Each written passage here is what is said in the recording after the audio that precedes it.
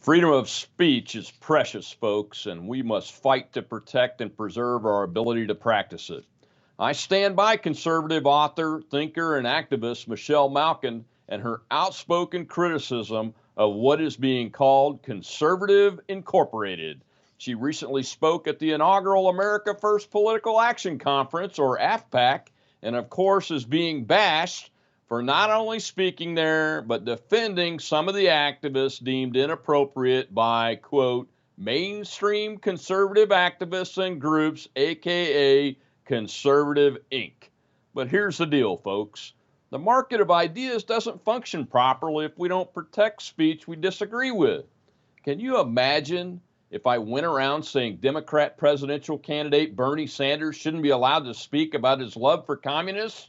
Or better yet, that Mike Bloomberg shouldn't be able to talk about his protection through the use of firearms because he's rich and gets threats within a few seconds of pitching his proposal to implement stringent gun controls on us law-abiding citizens, leading me to wonder why he thinks making criminals of law-abiding citizens is a workable solution, especially when he's been apologizing for a stop and frisk policy that did just that all around New York.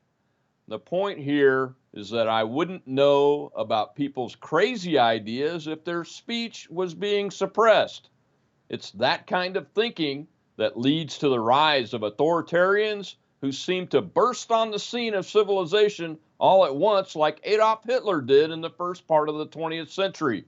I remember that his ideas were suppressed so much that he actually was sent to prison to stop their spread.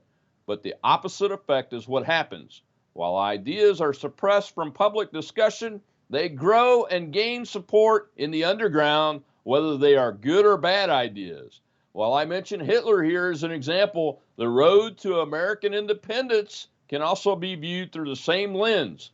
In that case, the suppression of ideas resulted in a growth of them in the population out of sight of the oppressors, eventually leading to armed conflict over those ideas.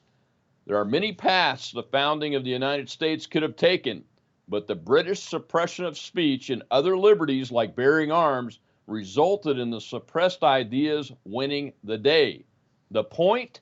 Suppression of freedom of speech keeps us from identifying the ideas that can destroy our way of life until it's too late to do anything about them. And if we support idea suppression, we deserve that destruction. Keep going, Michelle. Keep going.